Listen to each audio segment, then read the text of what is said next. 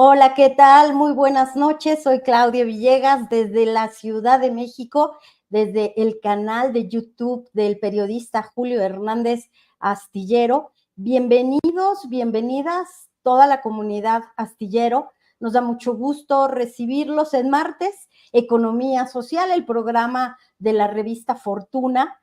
Estamos pues muy consternados hoy porque tenemos la noticia de que en Taiwán, en esta isla del Pacífico, se presentó un sismo de 7.5 grados.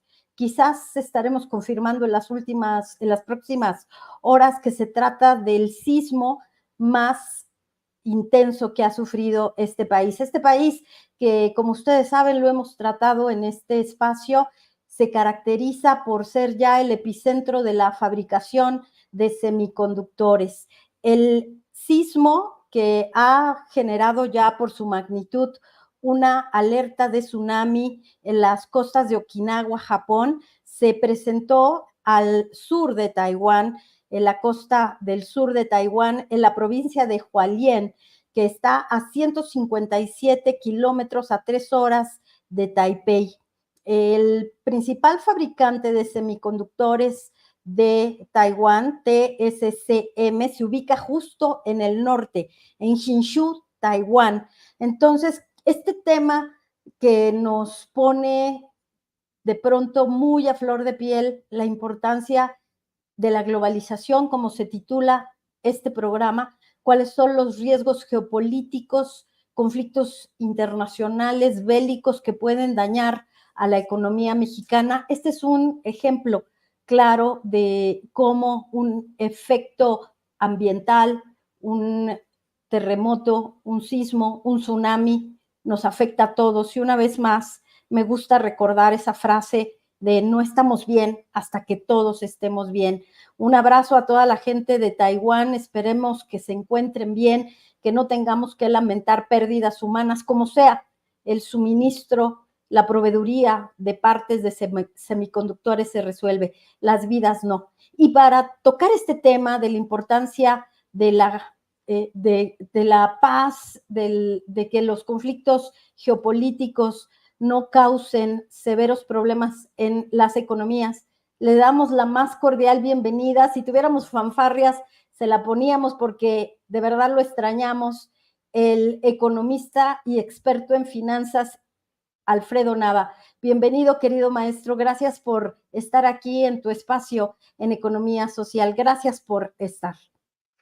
Muchas gracias, querida Claudia, y no, gracias por las fanfarrias, hasta las escuché literalmente acá, ta, ta, ta.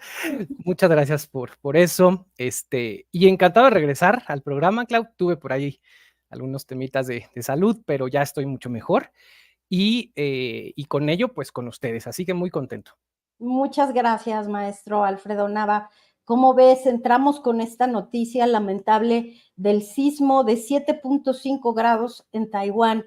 ¿Qué nos dice este tipo de eventos? ¿Por qué ahora nos preocupan de tan lejos? ¿Por qué tenemos que estar pendientes de todo lo que sucede en materia ambiental, sanitaria, temas bélicos, querido Alfredo? Sí, no hay qué simbólico, ¿no?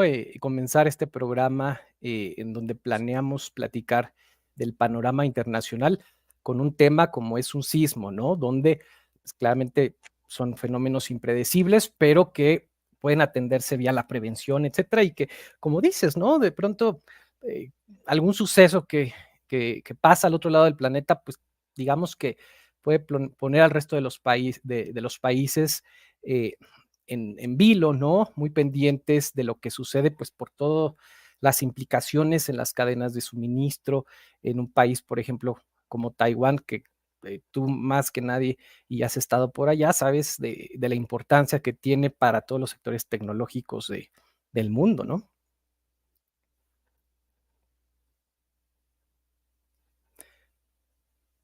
Me parece que estás en silencio, Clau. Sí, muchísimas gracias, Alfredo. ¿Qué podemos decir de este momento? ¿Cuáles son los grandes riesgos geopolíticos que están ahí de manera constante? Los riesgos, pues, económicos, pero sobre todo sabemos que tú estudias mucho las tendencias. hacia dónde va la economía y en qué, si me permites el símil, pues en qué liga jugamos, Alfredo.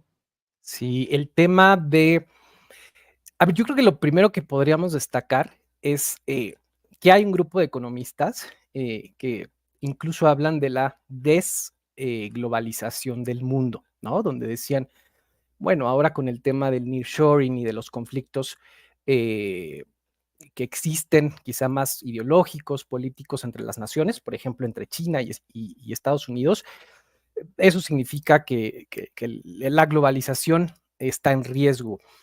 Y fíjense que la verdad, si miramos la información, del lado más económico, no tanto el discurso político, vemos que pues a finales del 2023 las economías del mundo pues no muestran ningún signo de que se esté produciendo una desglobalización, ¿no? Al contrario, vemos las cadenas de suministro en el mundo que se recuperan a niveles pues previos a la pandemia. Vemos sobre todo la integración económica medido por la cantidad de comercio que hay entre los países del mundo, pues incrementándose, ¿no? Entonces, la verdad es que a pesar de ciertas noticias que podemos escuchar de que un país se lleva mal con otro o de los conflictos muy puntuales como Rusia con el resto de Europa o Taiwán con China o Estados Unidos con China, etcétera, etcétera.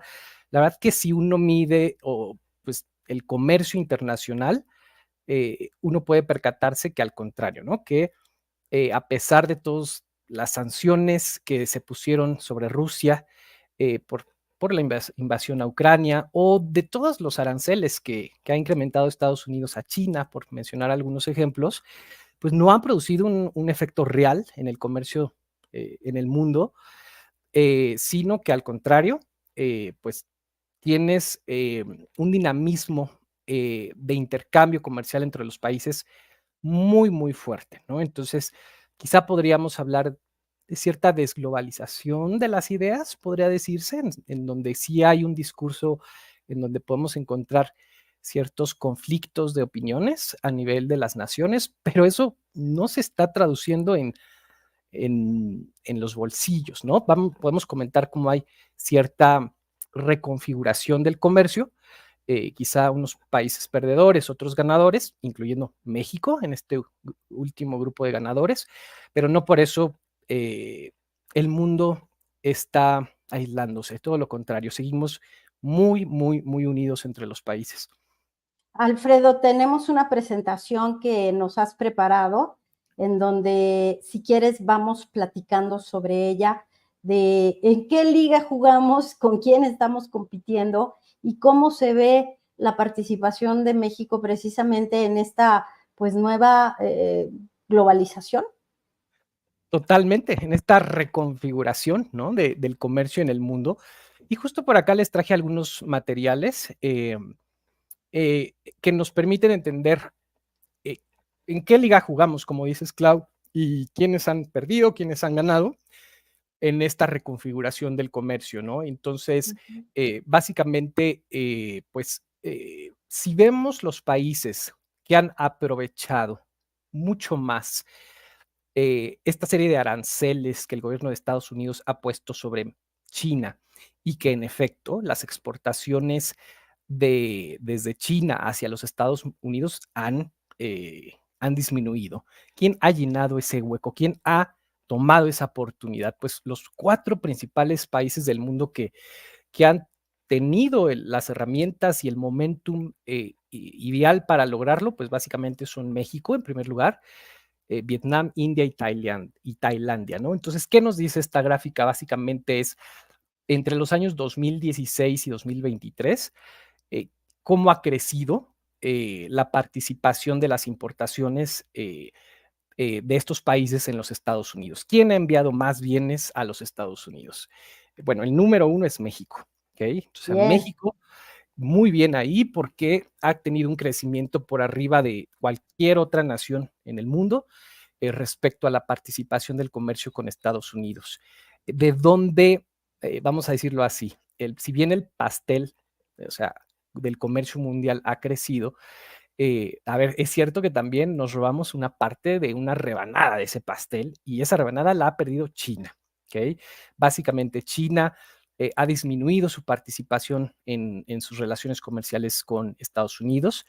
Hay un trasfondo claramente político, incluso de autonomía, ¿no? El presidente Biden hace unos meses incluso ya hizo un llamamiento en el Congreso para alertar sobre las dependencias que los Estados Unidos tienen respecto a China en aspectos tan estratégicos como las medicinas, por ejemplo, ¿no?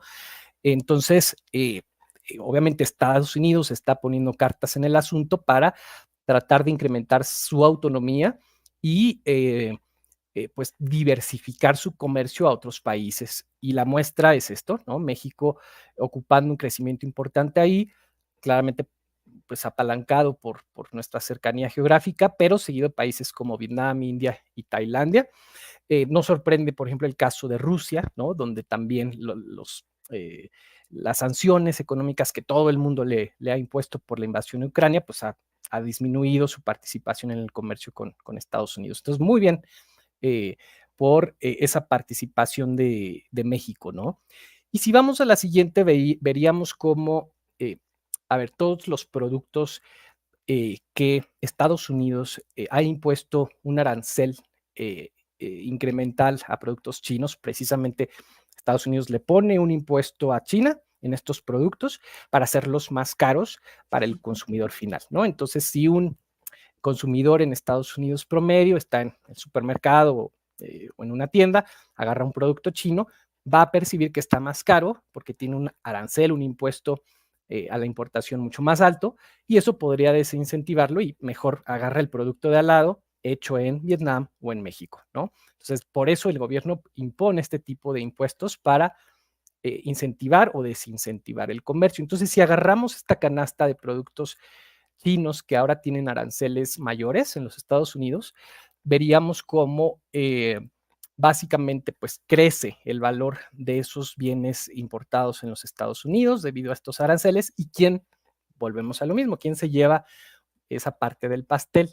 Bueno, pues India, Tailandia, pero vemos cómo México más que proporcionalmente toma esos bienes que ahora tienen aranceles en los Estados Unidos y llena ese hueco, pero hasta extra, ¿no? Entonces, Sí. esto quiere decir que no solo estamos sustituyendo estos productos que solían venir de China, sino que hemos agregado más productos para ofrecer a los Estados Unidos, ¿no? Entonces, Sí.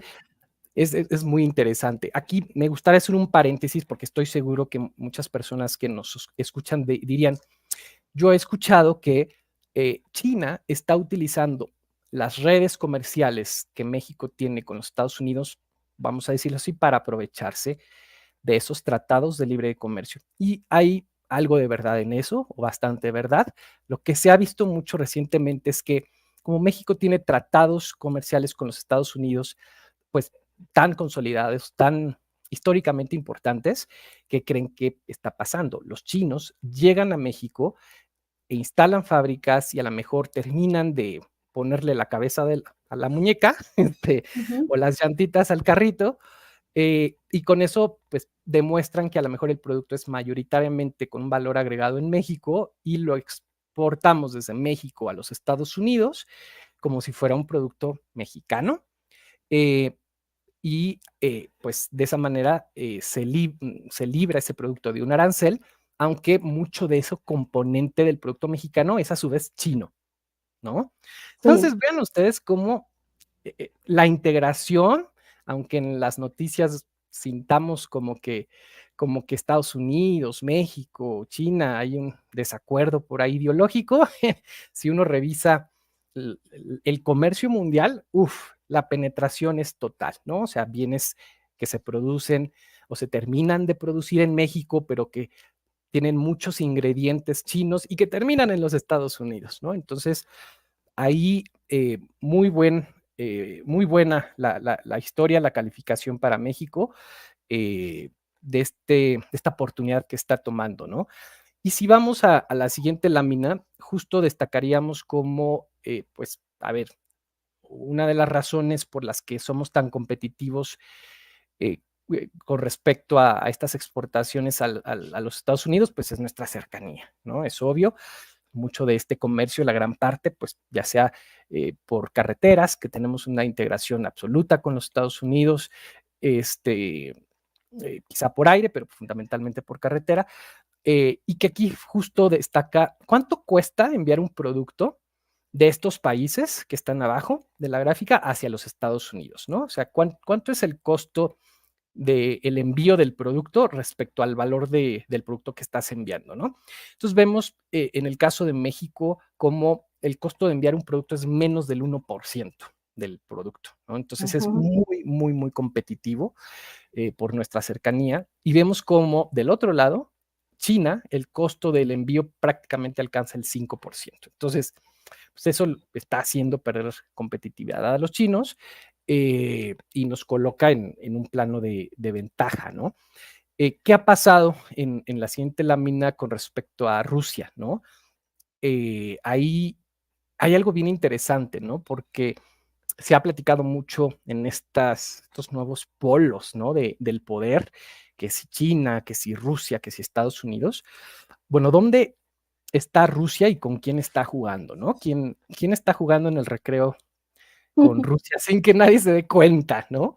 Pues Sí, China, la respuesta es China, China. ¿no? Porque si vemos acá a todos nuestros amigos en el auditorio cómo, quién está participando en las exportaciones eh, a Rusia, ¿no? Por cada uno de estos países, pues el más importante es China, ¿no? Entonces China está muy abierto al comercio con Rusia y sobre todo este crecimiento del comercio entre Rusia y China, pues es muy reciente, o sea, es un crecimiento que vemos de unos 4 años para acá, pero sobre todo, pues prácticamente del 23 hacia acá, ¿no? Del inicio del comercio, del conflicto entre Rusia y Ucrania, que todo el resto del mundo se cierra a Rusia para, pues, es una forma de castigarlo y de acelerar la paz en esa región, pero China, por atrás, abre las puertas a Rusia, ¿no? Entonces,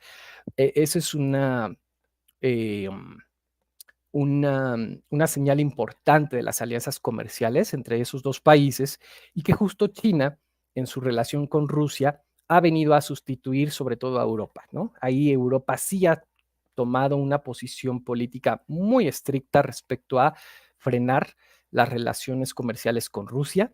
Hay canales como puede ser el del gas, que todavía Europa, pues si bien ha logrado bajar la dependencia con el gas ruso, bueno, existen ciertos energéticos que siguen viniendo de Rusia, pero sin duda en el resto de los productos hay un cierre importante. De nueva cuenta, ese lugar lo toma China y en segundo lugar Turquía, que nos sorprende porque la relación entre Turquía y Rusia ha sido históricamente importante, ¿no? Y hay una gráfica que a mí me fascina, que es la siguiente, Sigue. porque uno no solo dice, bueno, México lo está haciendo muy bien con las exportaciones que manda a los Estados Unidos, em, sino que estamos exportando bienes que suelen considerarse como de mayor valor agregado. Es decir, no es lo mismo, em, digamos, exportar desde nuestro país, ¿qué puede ser? Em, Autos. exacto, autos, ¿no?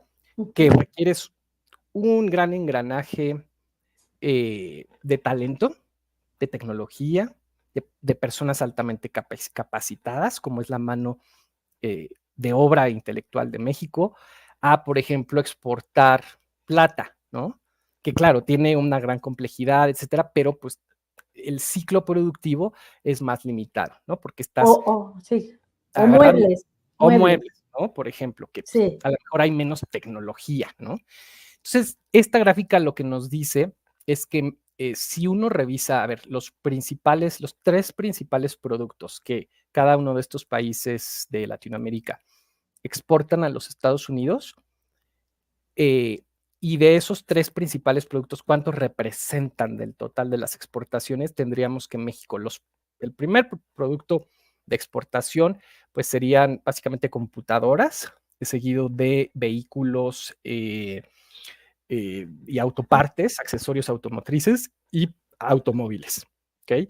Pero vean cómo incluso si tú juntas todos esos 3 productos que ya de por sí son altamente valiosos y complejos, no representan ni el 25-28% de total de nuestras exportaciones. Entonces, imagínense, eso nos dice que México está realmente exportando muchísimo a los Estados Unidos y sobre todo lo hace con productos de alto valor agregado, ¿no? Si Ya vemos pasamos los commodities, ¿no? justo, Ya eso del siglo pasado, antepasado, América Latina producía solo commodities, producía productos agrícolas. México ya pasó esa etapa. justo, ¿no? Recuerden cómo nosotros en México, pues casi que el principal producto de exportación era el petróleo, ¿no? Exacto. Y pues, como dices, Clau, eran commodities. Bueno, esa no es ya la historia de México, ¿no? Lo interesante es que, a ver, esto no ha sido la historia del resto de Latinoamérica, ¿no? Porque si vemos qué ha sucedido en Argentina, en Brasil, todos estos países, la verdad es que siguen exportando principalmente commodities, ¿no? Por ejemplo, Argentina, aceite de soya, harina de soya, maíz, o el propio Brasil, ¿no? Petróleo, soya de nuevo, minerales de hierro. Chile, por ejemplo, que pues todos conocemos sus filetes de salmón, pues es su principal producto de exportación, seguido de cobre y otros derivados del cobre. Entonces, vean ustedes cómo en México ha logrado posicionarse en productos de exportación de alto valor agregado y además con una alta diversificación, porque si agregamos ahí, pues también estarían productos agrícolas como el aguacate, las frutas, el jitomate y N, mil otros productos, ¿no? Entonces, yo les quería compartir esto porque nos ayuda a entender cómo eh, estos polos de poder que cambian en el mundo y que a lo mejor están haciendo que China tenga una menor participación en el comercio con Estados Unidos, pues México, junto con algunos países en Asia, eh, han pues llenado ese hueco que dejó China vacío y hemos tomado pues la oportunidad, ¿no? Si vemos esto en el día a día, ¿qué significa? Pues basta ir al norte del país, al Bajío y platicar con la gente y pues todo mundo te platica lo mismo, ¿no? Que pues que los asiáticos, que los chinos están llegando con nuevas inversiones, que las plantas requieren más mano de obra, que no se satisfacen de mano de obra y que los ingenieros ahora pues tienen un mejor pago porque todo el mundo pelea por ellos para construir estas plantas, ¿no? Entonces en el día a día, estas historias que pueden ser tan lejanas como los conflictos pues bélicos, políticos entre los países, pues tomando las oportunidades adecuadamente, pues pueden tener un impacto muy positivo en la vida final de las personas, querida Claudia. Totalmente cierto, Alfredo. Yo tengo varias preguntas. Creo que algunos de nuestros amigos y amigas coinciden conmigo porque cuando nos comentaste cómo estamos de alguna manera pues bajo la mira de China, yo les comento rápidamente que unos fabricantes de muebles de Jalisco me contaban que ellos están sumamente sometidos a la competencia de China porque están trayendo miles y miles y miles de salas que incluso en los contenedores y ellos están exportando materiales, materia prima, y que traen gente que está armando las salas, las vienen tapizando en los barcos, porque quieren quedarse con ese mercado. Entonces, tenemos el conflicto por el acero, querido Alfredo. Ya sabes que está la controversia de que México está siendo utilizado para triangular producción de acero. Y alguien en el auditorio, ahora encontramos el mensaje, nos decía si no es riesgoso que nos estén usando como un caballo de Troya. Y yo te pregunto, ahora estamos pues con esta reconfiguración de las exportaciones, la transformación, pero puede venir una nueva guerra, ya tenemos acero, puede venir este tema de los autos chinos, de la electromovilidad, porque en China están exportando toda la cantidad posible de autos eléctricos que pueden, porque allá el consumo de autos ha caído, pero sí, y en la era de Trump, lo que vamos a ver casi si tuviéramos una bolita de cristal, Alfredo, es que vamos a tener que comenzar a despedir a los chinos, ¿no? Vamos a tener que tratar de sustituir esos insumos que siguen comprando, incluso los muebleros, ¿eh? Me confesaron, es que yo sigo comprando la tela en China. Entonces yo les dije, no compren tela en China porque luego vienen y les compiten. Ustedes son la solución, busquen un fabricante mexicano de buenas telas con el que puedan trabajar. Sí, no está fácil, Clau. No, bueno, yo Y sugiero. como sí, y como dices, a ver, sí puede ser a ver, este tema del caballo de Troya, ¿no? Y como Sí, algunos, de las personas que nos escriben por acá mencionaban, a lo mejor no son necesariamente empresas mexicanas, ¿no? Las que están haciendo todos estos crecimientos, en inversiones, etcétera, sino que atrás está China.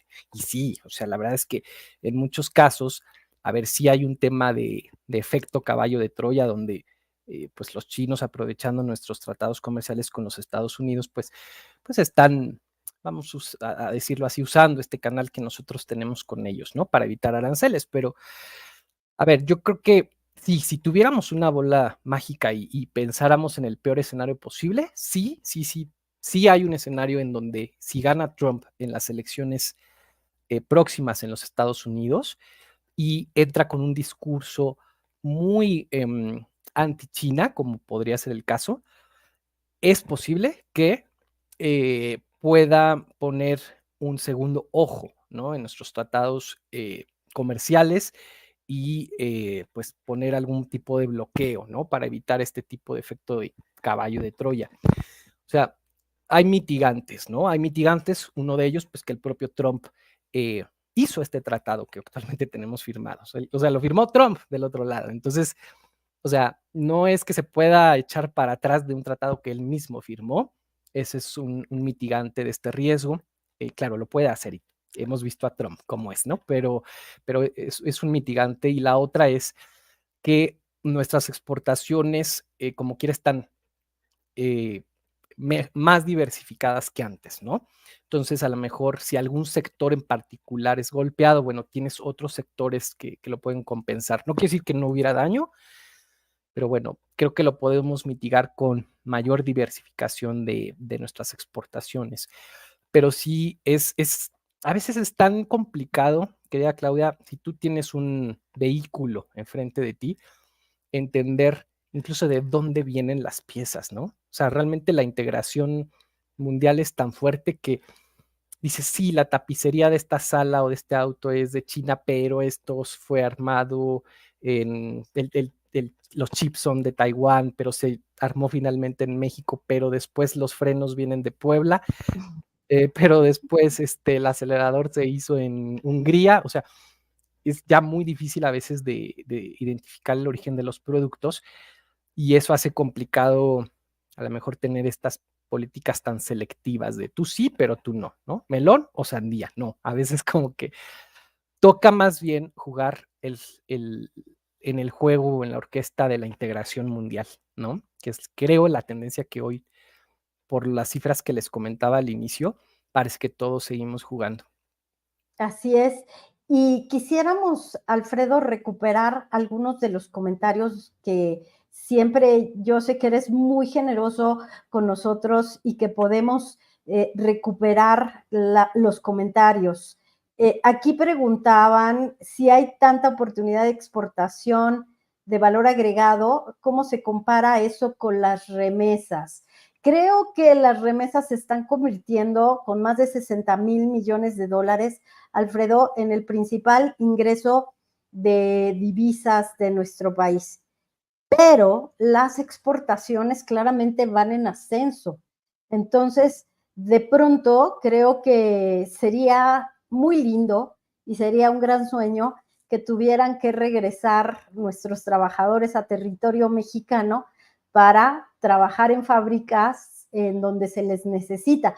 Claro, sería un gran sueño desde mi perspectiva. Yo soy muy idealista, pero creo que las exportaciones van a comenzar a crecer en valor. ¿Tú qué opinas? Porque, por ejemplo, les doy un dato y me sorprendió muchísimo. A ver, tenemos el superpeso, se están quejando todo mundo de que los exportadores dejaron de ganar dinero, pero ¿qué crees? Hoy se dio a conocer que las empresas, precisamente de Guanajuato, estado panista, exportadoras, dicen que allá el nearshoring comenzó hace 30 años, industria zapatera, la industria pues de alimentos, siempre el nearshoring se relaciona con estos estados que tuvieron más pues aprovechamiento del Tratado de Libre Comercio, ahora TEMEC, pero crecieron 30% las exportaciones.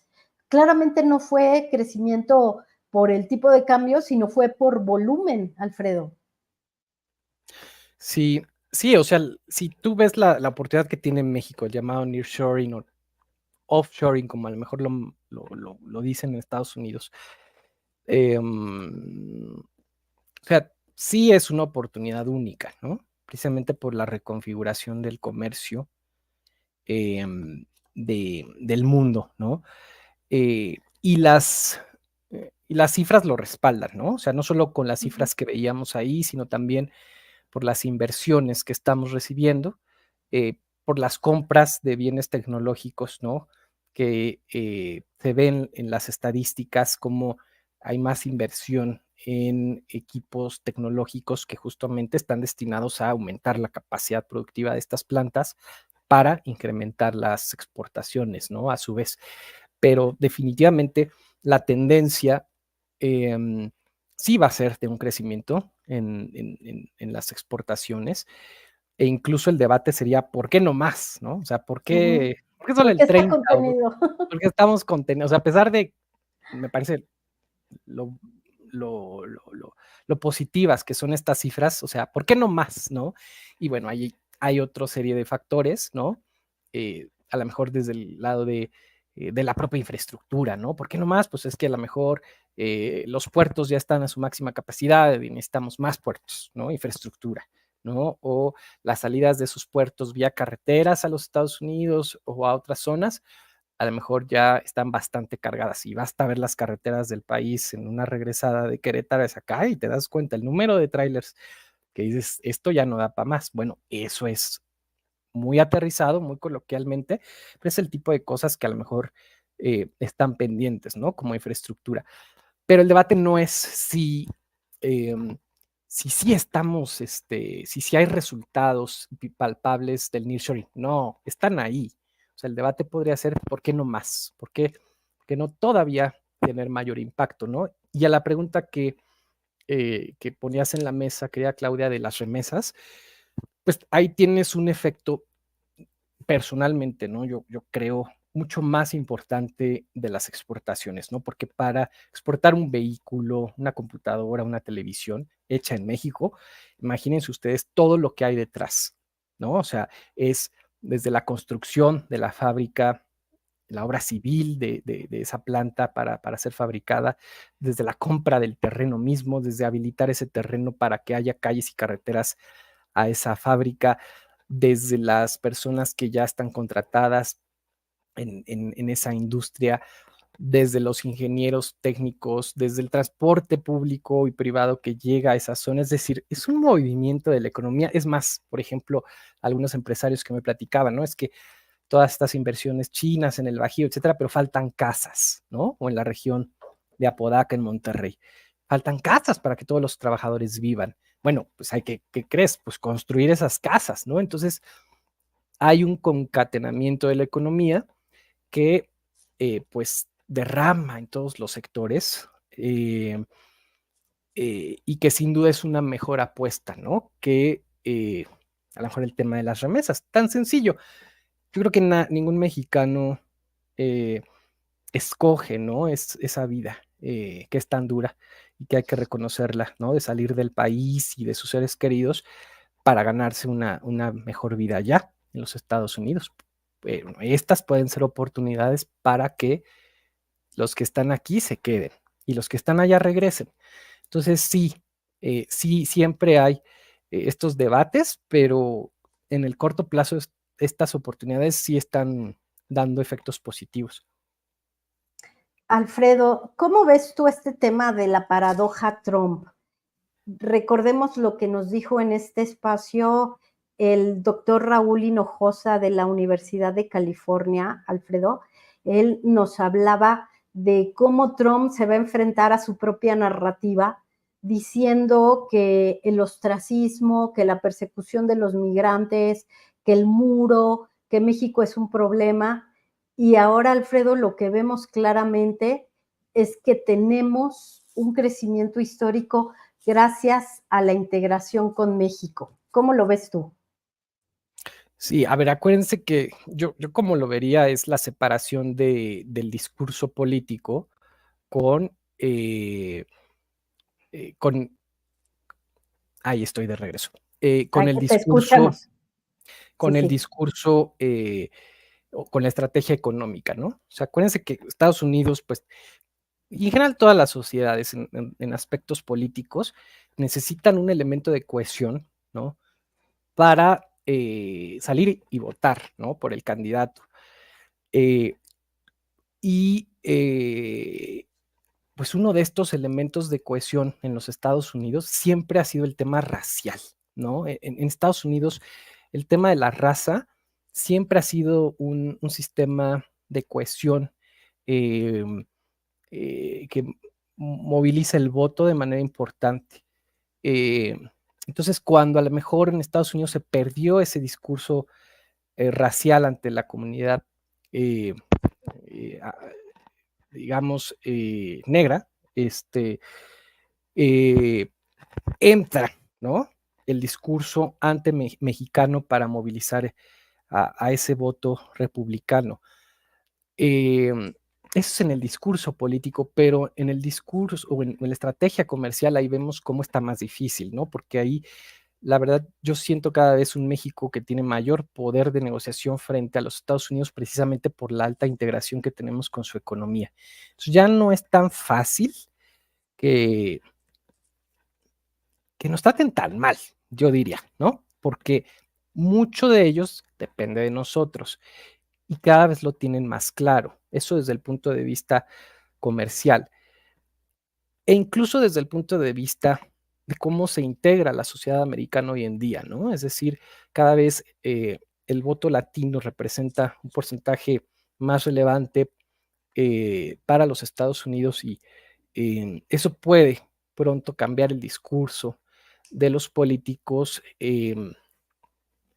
golpeador contra México, pues porque estarían yendo en contra de una parte importante del voto, ¿no? Entonces, es una paradoja, eh, pero veo elementos que pueden darnos un poquito más de poder de negociación en el siguiente sexenio, tanto en México como en Estados Unidos, gane quien gane, ¿no? Muchísimas gracias, Alfredo. Creo que tengo un problemita con mi cámara, pero mientras te voy a hacer la Te pregunta. escuchamos bien, Claudia, eso sí, te escuchamos Perfecto, con eso es bien, suficiente, bien. con que te vean a ti, querido Alfredo. No, hombre, ahorita te Sí, resolvemos. muchas gracias. Alfredo, ¿cómo ves este tema que nos pregunta Miguel Castro? ¿Hay lobbying del gobierno mexicano para estos temas? Y yo te dejaría con esta pregunta. ¿Qué significó un paso atrás en el tema de glifosato? Esto a mí parece que se suavizó un poco esta reticencia a temas que a veces se politizan y fue una buena señal para los empresarios. ¿Tú cómo lo ves? Sí, a ver, la verdad que sí existe el lobbying del gobierno mexicano. Yo creo que si lo comparas con el lobbying que hacen los propios empresarios de los Estados Unidos, estamos lejos, ¿no? De estar en esos niveles, ¿no? Donde son sectores completos dedicados al lobbying con los congresistas en Estados Unidos y que tienen una disciplina, un orden, hasta una institucionalidad en la manera que hacen el lobbying, que es esta negociación, ¿no? Para llevar los, pues vamos a decirlo así, los asuntos en la agenda pública de un país o de un grupo de empresarios o de un grupo social a la agenda de gobierno para que esas agendas se conviertan en leyes, ¿no? Eso al final del día es hacer lobbying. En México lo hacemos, pero somos bastante tibios, ¿no? Comparado a la fuerza que pueden tener otros países para hacerlo en el Congreso de los Estados Unidos. Pero bueno, creo que ahí vamos, poco a poco, mejorando. Pero sí es, como dice Miguel Castro, un tema importante que se puede hacer tanto desde el lobbying silencioso, vamos a decirlo así, hasta con declaraciones que ya las quiero ver. Imagínate en un escenario donde Trump gana, pues tendremos que de este lado ir compensando ese discurso golpeador con defensa, ¿no? Defensa con hechos de cómo nuestra economía de México pues está bastante integrada a los Estados Unidos y que no les convendría a ellos, desarticular todo su aparato productivo de nosotros, Clau. Sí, Alfredo, ya estamos acá de regreso. Hemos estado probando diferentes dispositivos porque a veces nos falla y ahora nos falló el otro dispositivo, pero qué bueno que ya estamos aquí de regreso. Yo estoy totalmente de acuerdo. Tenemos que aprender a que la dignidad de México es muy rentable. Como siempre digo, no podemos seguir sumisos, no podemos estar cediendo en todo, porque el maestro René Villarreal, que es uno de los autores de este concepto de la mentefactura, de los clústeres, de cómo debemos volar en B para que las parvadas vayan cortando el aire y que todos vayamos en una sola dirección, habla de las alianzas estratégicas no subordinadas, y así dice la teoría comercial, querido Alfredo, reconociendo que la soberanía y que la defensa de los intereses de cada país también es muy rentable. Entonces creo que tienes toda la razón. No, ay, qué bonito sonó eso, Claudia. Como dijiste, la dignidad es muy rentable. Primero porque la dignidad es inconmensurable, ¿no? O sea, es un valor humano. El respeto a nuestra dignidad y en ese sentido no debe ponerse en tela de juicio, ni siquiera por aspectos económicos. Pero si ya lo traemos en tema de conveniencia, ¿no? Para un país, para sus relaciones comerciales, siempre, siempre será mucho más rentable defender nuestra soberanía y nuestra dignidad. Totalmente de acuerdo, claro. El postre no es al final, es el blog que escribes, que editas y que cuidas con todo el corazón, querido Alfredo. El postre no es al final, nos habla de la dignidad en el trabajo, de que afortunadamente tenemos ese corazón para hacer que la economía no se vuelva una selva. ¿Qué diría el postre no es al final sobre esta etapa que vive nuestro país? ¿Qué podemos recuperar de humano en este momento, querido Alfredo? Justo los aspectos humanos, ¿no? Dentro de la economía, ¿no? Siempre en momentos de oportunidad, de cambio, de reorganización económica, hay que cuidar el aspecto humano, ya lo decía, ¿no? Como dice el dicho, a río revuelto ganancia de pescadores, porque pues uno nunca sabe en qué lado de la película va a terminar uno, ¿no? Entonces, justo los aspectos de cambio, como puede ser las reorganizaciones de los polos de poder comerciales en el mundo como los que estamos viviendo, eh, tienden a favorecer las decisiones económicas puramente y desatender ciertos aspectos humanos, ¿no? Entonces, claramente esta atención a las oportunidades que nos brinda el nearshoring deben de ir acompañadas, por ejemplo, de una política laboral, ¿no? Que defienda a los trabajadores con un sueldo digno, con un incremento, de hecho, en ese salario mínimo, que de hecho es algo que México ha hecho muy bien en recientes años, con un cuidado al espacio de ocio de esos trabajadores, porque pues claramente todos merecemos y tenemos que descansar, es decir, cómo hacemos que nuestras instituciones en México vayan protegiendo el lado humano, sobre todo del eslabón más débil, que siempre tiende a ser el trabajador, ¿no? Por ejemplo, en una industria maquiladora o manufacturera, bueno, ¿cómo creas empleos? Que nadie está peleado con crear empleos, pero que sean empleos dignos, ¿no?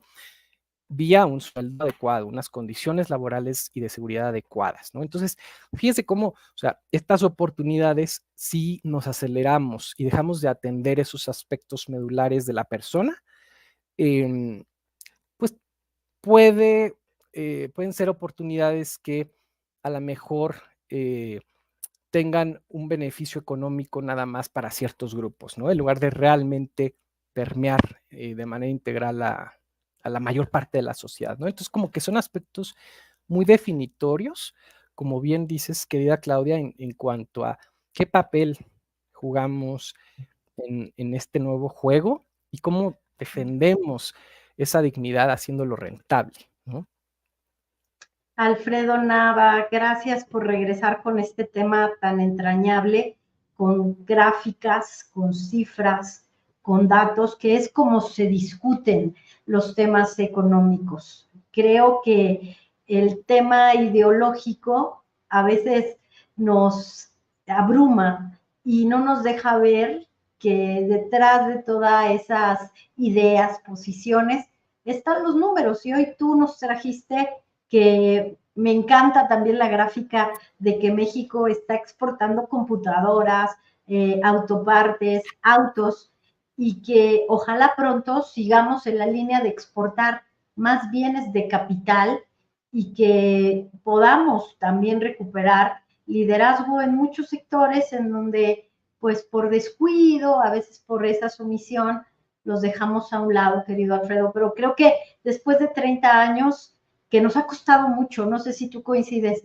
el TLC, el Telecan fue sufrimiento para muchas familias. Pagamos también una factura social, pero hoy tenemos un ejército de ingenieros, tenemos una nueva generación y que tú que has sido pues un ejecutivo en altas posiciones, seguramente lo estás viendo, ¿no? Cómo están llegando nuevos cuadros mejor preparados. Totalmente. Es siempre cuando uno habla con los empresarios en el extranjero, pues te hablan claramente de la alta capacidad y la preparación de los empleados mexicanos.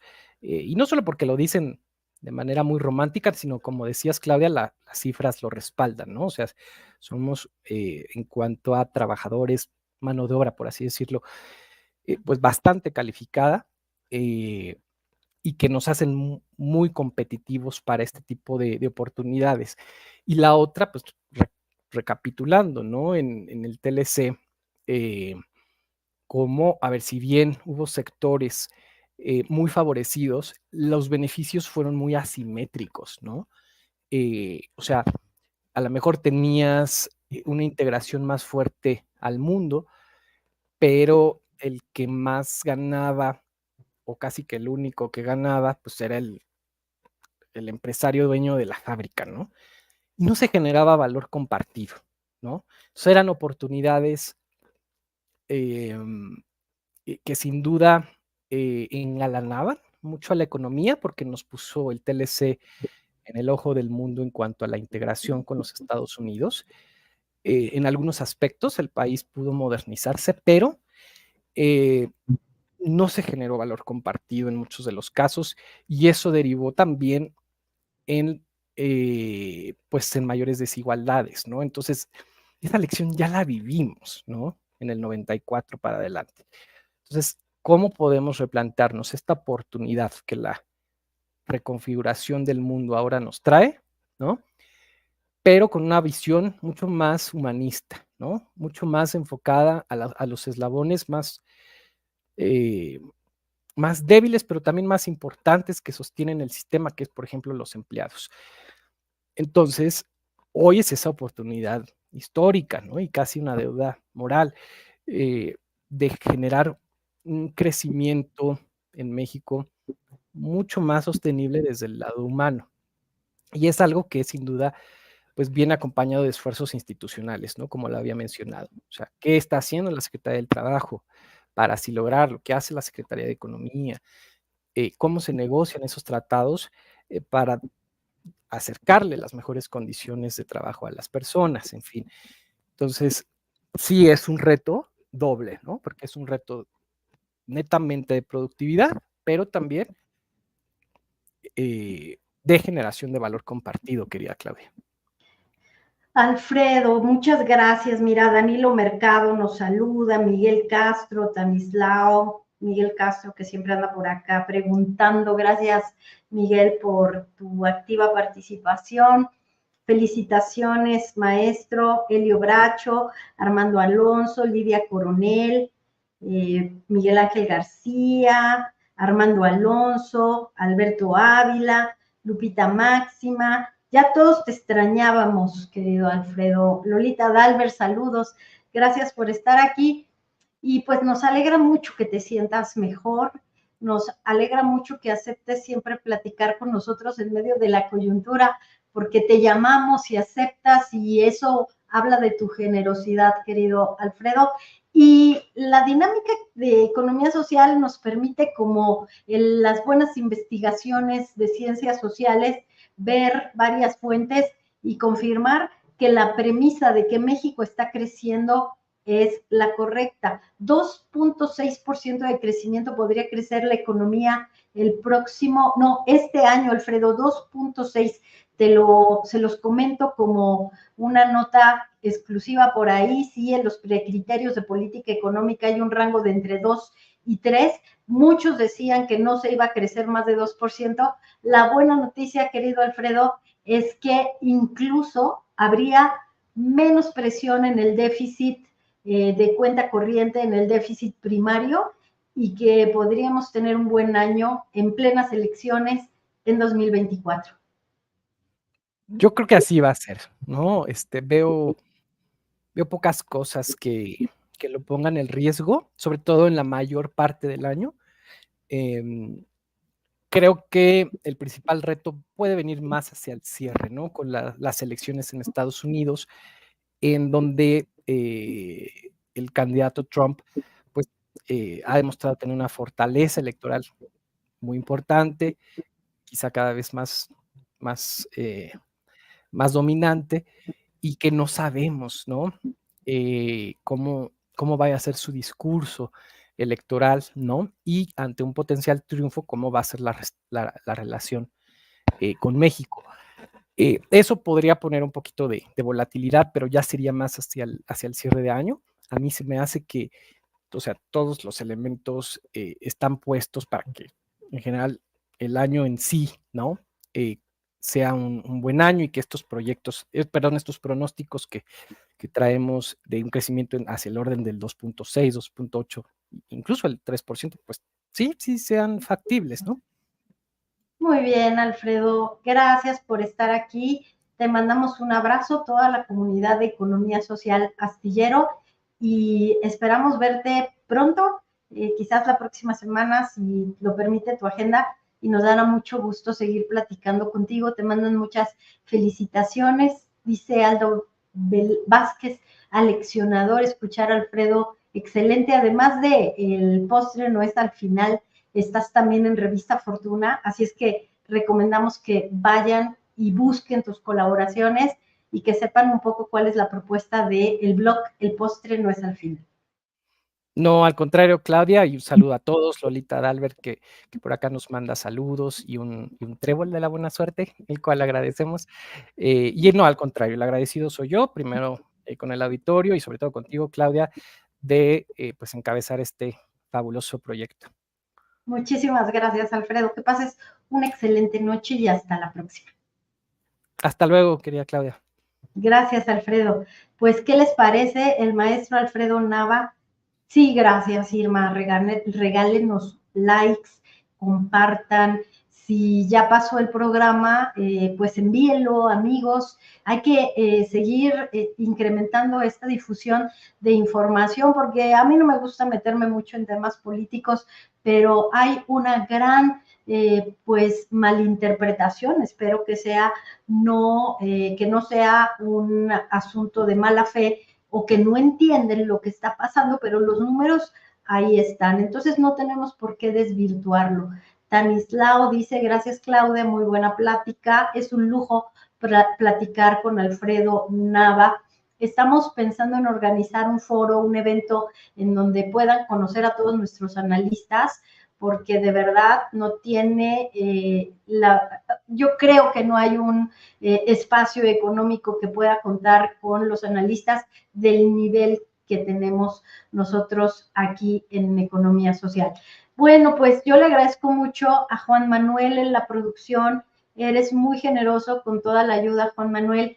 Les mando un abrazo. Gracias, Yared Arciniega, a todo el equipo de Astillero. Gracias por apoyarnos para hacer este programa posible. Quédense con el maestro Julio Hernández para estar bien informados e informadas en el momento político que vivimos. Que pasen buena noche.